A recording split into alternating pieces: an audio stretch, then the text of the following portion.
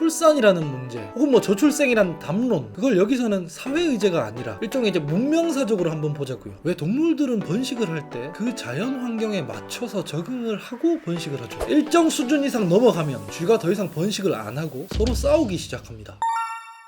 대한민국은 지구상에서 가장 빨리 소멸할 국가다, 이런 말이 있죠. 우리나라에서는 한 해에 24만 명이 태어납니다. 반면 한 해 사망자 수는 37만 명이라고 하죠. 한 해에 태어나는 사람보다 죽는 사람이 10만 명 이상이나 더 많은 겁니다. 특히 이 사망자 중에는 자살자도 엄청 많습니다. 우리나라가 말이죠, 전 세계가 미중유의 팬데믹을 맞았는데 대한민국에서는 그 3년 동안 코로나로 죽은 사람보다 자살로 죽은 사람이 더 많았습니다. 그러니까 전 세계에 유례없는 전염병보다 대한민국에서의 이 팍팍한 삶이 더 치명률이 높은 질병 같은 거였다, 이런 거죠. 전 세계에서 태어나는 사람이 가장 적고, 그래서 늙어가는 사람 비율이 가장 높고, 그러면 이제 그 사람들이라도 행복하게 잘 살면 될 텐데, 노인분율도 세계에서 가장 높은 축이 들고 스스로 목숨을 끊는 사람도 세계에서 가장 많죠. 불행하니까, 이런 삶을 대물림하고 싶지 않으니까 스스로 재생산을 멈추고 이미 살고 있는 삶도 그만두고 그런 일이 벌어지고 있는 땅이라는 거죠. 그러니까 이렇게 되는 겁니다. 왜 그 짤 아시죠?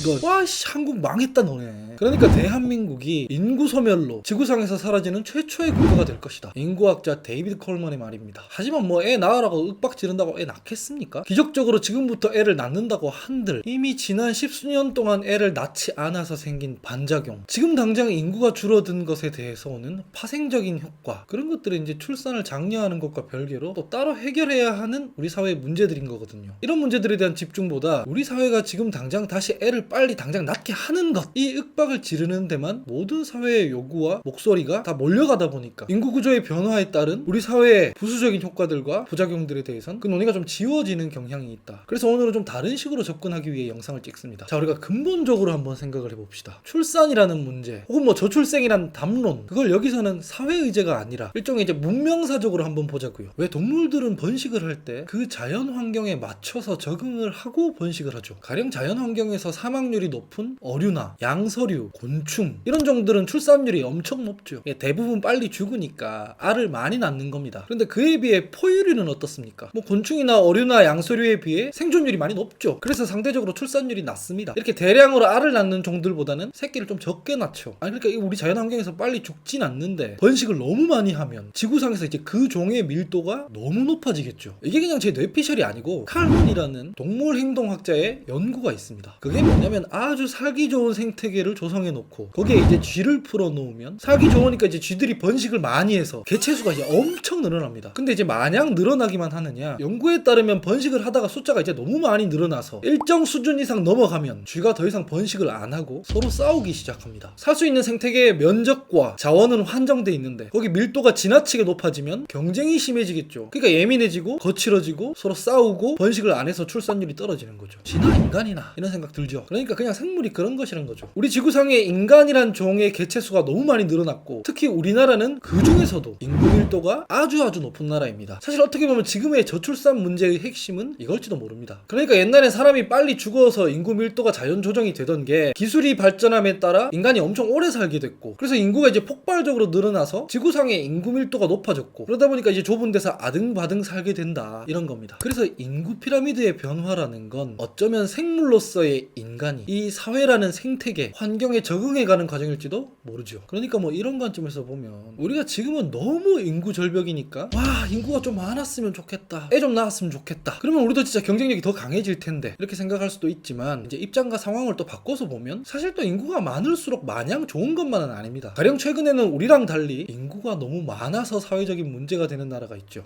이집트. 왜냐면 이집트는 사막이 많고 도시가 별로 없으니까 면적도 좁거든요. 아니 지금 우리나라 같은 경우에는 서울도 인구 밀도가 엄청 높아서 뭐 서울공화국 수도권 과밀화로 막 박터지는데, 이집트의 수도인 카이로는 서울보다도 인구 밀도가 더 높습니다. 그런데 서울의 경우에는 뭐 이쪽으로 인구가 몰리고 있기는 하지만 어쨌든 지금 우리는 출산율이 점점 떨어지고 있잖아요. 그런데 이집트의 경우에는 저성장 국가인데도 불구하고 면적과 자원이 별로 없는데도 인구가 폭발하고 있는 겁니다. 그러면 어떻게 되겠어요? 엄청난 경쟁, 엄청난 청년 실업, 엄청난 주거난, 엄청난 갈등 상황이 벌어지는 거죠. 인구 밀도는 높은데 면적 면적과 자원은 한정돼 있으니까 당연히 그거 누군가가 차지하려다 보면은 경쟁이 치열할 수밖에 없고 낙오되는 사람이 있기 마련이고, 그러다 보면 이제 실업난과 주거난이 자연히 따라올 수밖에 없는 거죠. 그래서 여기는 대통령이 나서서 우리나라와 정반대로 이러고 있습니다. 야, 애 좀 그만 나와라. 우리 다 죽는다. 그러니까 인구가 많다고 무조건 좋다, 인구가 적으면 무조건 안 좋다, 뭐 이렇게 단순하게만 접근할 건 아니고 밀도, 자원, 면적 이런 것들을 좀 함께 봐야 된다. 자, 이 이집트의 인구 피라미드랑 비슷한 피라미드가 뭐죠? 이겁니다. 여기 어느 나라의 인구 피라미드일까요? 사실 모든 나라가 한때 이런 피라미드를 가지고 있었습니다. 이건 뭐 지구상의 인구 피라미드라고 볼 수 있습니다. 과거 우리나라의 인구 피라미드도 이런 모양이었습니다. 예, 농경사회의 인구 피라미드가 이런 모양이죠. 농경시대 때는 아이를 낳아도 잘 죽어요. 옛날에 우리 할아버지, 아버지 세대 때 이야기 들어보면 태어나고 호적에 바로 안 올리고 한 1, 2년 뒤에 호적에 올렸다, 이런 얘기 혹시 들어보신 적 있습니까? 왜냐면 그때는 아이를 낳아도 빨리 죽어버리니까 한 1, 2년쯤 있다가 이제 건강하게 살 것 같으면 호적에 등록하는 거죠. 의료나 기술이 지금처럼 발달이 안 되어 있고 영양 상태도 별로 안 좋고 뭐 그런 시대이다 보니까 유아 사망률이 굉장히 높고 평균 수명도 짧았습니다. 우리나라 평균 연령도 1950년대까지만 해도 50세였거든. 환갑만 돼도 굉장히 노인이었습니다. 근데 아이를 낳아도 빨리 죽는 반면 그 농경사회에서는 젊은 애들 숫자가 직접적인 생산력과 직결되거든. 아니, 농사 지어야 먹고 살잖아요. 그러니까 이런 시대에는 이제 기골이 장대하고 힘센 남자가 인기가 많은 거죠. 농사일 잘하고 나무 잘 패고 소 잘 끌고 이 농사에 유리한 피지컬을 가지고 있을수록 생산성이 좋잖아. 그렇기 때문에 이제 애가 많으면 많을수록 좋죠. 그런 상황에서 애를 낳아도 쉽게 죽으니까 출산율이 엄청 높은 겁니다. 일단 많이 낳는 거죠. 그래서 이제 이렇게 밑이 두텁고 위로 갈수록 뾰족해지는 이런 인구 피라미드가 나오는 겁니다. 노인 수명은 짧고 뭐 애는 많이 낳으니까 지금이랑은 완전 딴판이죠. 그러다가 이 피라미드 모양이 산업혁명 이후에 바뀌게 되죠. 기술이 발전되고 의학이 발달하고 일단 평균 수명이 엄청나게 늘어났죠. 환갑인 386은 한창 때고 기대 수명이 80살보다도 더 높잖아요. 우리 지구상이 말이죠, 인구가 무슨 80억이 넘어가고 이게 그렇게 오래된 역사가 아닙니다. 18세기 이전까지는 아무리 뭐 농업기술이 발전하고 이랬다 하더라도 인구가 10억 명도 안 됐습니다. 계속 뭐 전쟁하고 전염병 돌고 절대빈곤율 높고, 그래서 이제 우리 지구에서의 인간 역사 타임라인에서 한 90% 이상의 기간 동안 인구가 10억이 채 안 됐는데 단 3세기 만에 이 정도까지 팽창해버린 거예요. 18세기에 산업혁명이 일어나고 19세기 들어와서야 10억 명이 넘어가거든요. 이게 지구상에 호모사피엔스가 등장하고 한 수십만 년 만의 일이죠. 그러다가 20세기 들어와서야 1900년에 17억으로 불어났고 제2차 세계대전도 끝나니까 탄력이 붙어가지고 1950년대에 25억 명, 1974년 40억 명, 1998년에 60억 명을 각각 돌파했다. 그리고 한 2011년쯤 되니까 70억 명을 돌파했고 지금은 마침내 전 세계 인구가 80억 명에 이르게 된 거죠. 그래서 이제 지난번에 다른 영상에서 말씀을 드렸지만 우리나라에도 왜 50년대, 70년대까지만 해도 한 해에 100만 명씩 막 태어났잖아요. 그래서 그때는 지구도 그렇고 우리나라도 그렇고 인구 절벽이니 인구 소멸이니 이런 문제를 걱정했던 게 아니라 오히려 지금의 이집트처럼 인구 폭발을 걱정했었습니다. 왜? 성장의 한계라고. 우리 인류가 이런 속도로 늘어나고 이런 양상으로 발전하면 자원 고갈, 식량 고갈, 환경 파괴로 결국 종말에 이르게 될 수밖에 없다. 이런 담론이 이제 세계를 강타했었거든요. 지구의 면적과 자원에도 한계가 있는데 사람이 이렇게 많이 늘어나면 분명히 문제가 생길 수밖에 없다. 이런 건데 지금의 이제 이집트의 인구 폭발과도 맥이 닿아 있는 문제인 거죠. 그래서 당시까지만 해도 우리나라는 출산 장려 정책 이런 걸 쓴 게 아니라 이제 반대로 산하 제한 정책을 썼었습니다. 너무 많이 낳지 마라. 한두 명 낳아서 잘 키우자.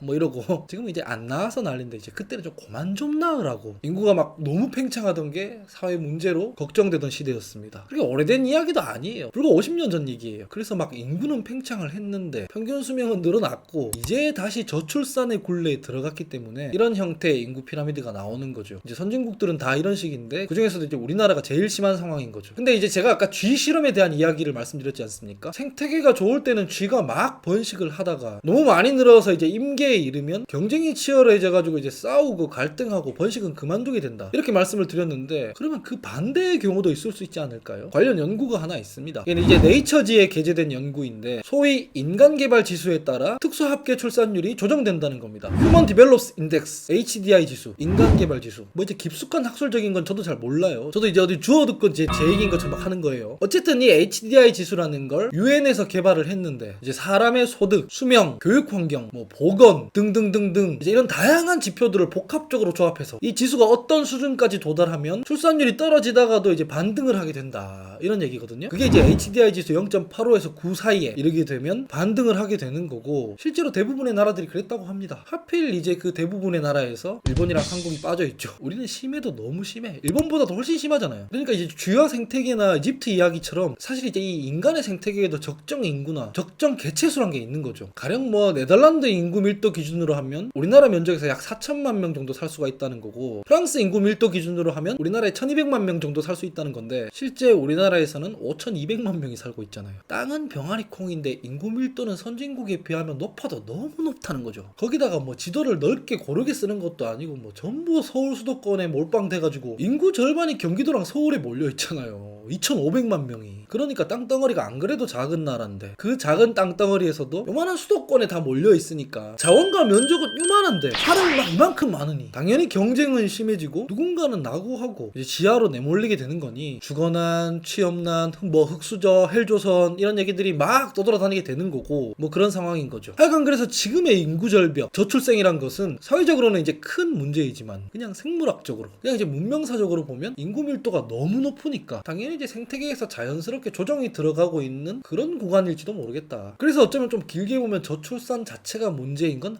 아닐 수도 있다. 이런 상상을 한번 해보면서 이제 사회 문제들을 고쳐나가는 그런 자세도 필요한 걸지도 모릅니다. 실제로 이제 저출산 그 자체보다는 저출산으로 인해 파생되는 사회 문제들이 너무 심각하죠. 아니 지금 이제 25만 명 정도밖에 안 태어나는데 노인들은 너무 많아. 이런 상황이면 국민연금만 해도 돈 내야 되는 사람 숫자는 요만큼인데 이 연금을 수령받아야 되는 사람은 이만큼이야. 이거 그대로 쭉 가면 어떻게 됩니까? 뭐 우리만 죽어요? 젊은 세대만 죽습니까? 기성세대도 큰일 나는 거예요. 기성세대도 부양받아야 할 인구는 이만큼 많은데 부양할 수 있는 인구는 이만큼밖에 안 되는 거야. 어떻게 버틸 겁니까? 그러니까 지금 결정권자들인 기성세대들도 정신을 좀 차려야 되는 겁니다. 맨날 싸우고 지지고 뽑고 이런 것만 할 때가 아닙니다. 산업구조, 이제 학령인구 감소로 인한 대학 소멸 문제, 학교 증발, 교육구조, 병력자원 부족으로 인한 안보위기, 이 사람이 자원인 나라이고 사람의 기술이 발전의 원동력인 나라에서 이렇게 되면 이제 다 같이 공멸하는 겁니다. 너무 치명적인 위기예요. 100만 명 태어나고 80만 명 태어나고 그나마 50만 명이라도 태어나던 시기에 세팅이 되었던 그 낡은 사회구조, 산업구조, 노동시장구조 이런 거를 지금 인구 구성과 인구 구조가 완전히 급변하고 있는 지금에서도 유지하려고 하면 어떻게 되겠습니까? 기득권 잡고 있으려고 욕심내다가는 그 기득권에 깔려 죽어요. 우리가 실제로 이 문제를 진짜 진지하게 해결하는 동안 다행히 인구가 완전히 소멸하지 않고 기성세대와 젊은 세대가 균형을 잘 맞춰서 나름의 합의를 좀 잘 보고 나름대로 이제 대한민국의 인구 밀도 조정이 잘 이루어진다면 이제 이랬던 인구 피라미드가 이런 식의 인구 피라미드로 전환되어서 어쩌면 이제 더 잘 살 수 있는 나라가 될 수 있을지도 모른다. 지금부터 잘 하면. 4차 산업혁명 시대라고 하잖아요. 예전에 이제 기계의 등장이 사람의 일자리를 막 줄인다고 이제 기계를 파괴하는 러다이트 운동이 막 벌어지고 그런 적도 있었지만 그 당시 사람들이 이제 상상하지 못했던 고부가 가치 산업들이 또 생겼듯이 지금 우리가 안고 있는 문제를 사람들이 이제 머리를 맞대고 좀 고민한다면, 그래서 이제 87년도에 만들어져 있던 이 낡은 엔진, 낡은 체제를 좀 고쳐서 지금 있는 이 인구 구조로 그리고 우리 기술력으로 4차 산업혁명이 도래한 이 시대에 우리가 이제 이 축소 사회를 잘 떠받칠 수 있게끔 준비를 잘 하면 그러면 이제 새로운 생태계를 만들어서 다시 이제 저출산도 반등을 해가지고 출생률이 올라갈 수도 있는 거거든.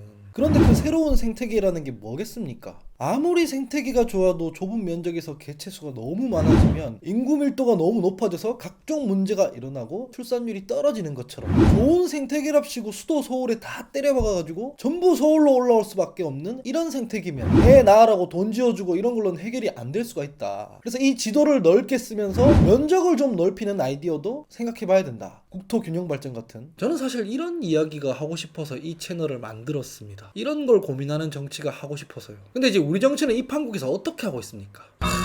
웅장하다 웅장해. 이게 무슨 맨날 윤석열 나쁜 놈, 이재명 범죄자 이렇게 딱 갈라져가지고 좌파들 국가전복으로부터 대통령 수호, 검찰 독재 탄압으로부터 제1야당 대표 수호 뭐 이런 것만 하고 있잖아요. 근데 진짜 이것만 하고 있다가는 진짜 큰일 납니다. 누구 나쁜 놈이라고 손가락질하는 거? 사실 그 우리 사회에서 벌어지는 이슈들 보면 서로 박 터지게 싸우다가도 이것 때문에 지구 멸망하고 나라 망할 것처럼 싸우다가도 짧으면 하루, 길면 일주일이면 다른 이슈로 덮여져 버립니다. 지나가 버려. 왜 싸운 거야 이거 가지고. 그런 걸 뭐 대단한 사회 문제에 대한 토론인 양, 정치인 양 하고 있다고요. 이딴 짓을 계속하면 우리 앞에 놓여있는 이 진짜 문제들이 해결이 될까요? 그럴 리가 없잖아요. 지금 우리가 지금 다 같이 죽고 있는데 뱃머리를 제대로 좋다 해야 되는 사람들이 오히려 배에 구멍을 내고 있죠. 우리가 그 개체수가 너무 늘어난 쥐랑 다를 게 없어지고 있다고. 상황이 이렇다 보니까 이제 합리적인 사람들은 정치나 사회 문제에 이제 관심도 안 두려고 합니다. 무의미하니까. 우리 앞에 닥친 위기에 대해서 문제를 고민하거나 이 문제 해결 방식을 두고 노선 투쟁을 하는 게 아니라 그냥 진영 논리로 무의미하게 싸우고 있으니까. 저도 정치적으로는 제가 속한 당이 있지만 그럼에도 이제 합리적인 사람들이 좀 모일 수 있는 공간을 열어보기 위해서 이 채널을 만들었습니다. 선명하게 누구 적대시하는 것보다는 인기가 없을 수도 있겠죠. 하지만 저는 자기가 좌나 우라고 거짓말해서 사기치는 사람들 대신 이 합리의 볼륨, 그 머릿수를 좀 넓혀야 한다고 생각합니다. 누구 편을 드는 그런 문제 이전에 우리가 꼭 논의해야 되는 그런 주제로 얘기할 수 있는 공간, 그런 걸 좀 만들어 보고 싶습니다. 누구 편 이전에 합리적으로 미래를 고민하는 사람들도 꽤 있다는 걸 저는 믿고 있습니다. 그 숫자를 좀 보여주셨으면 좋겠습니다. 그 합리들과 동맹을 꽂고 싶습니다. 구독으로 밀어주십시오. 그래서 계속 오늘 영상과 같은 문제 제기를 하고 대안을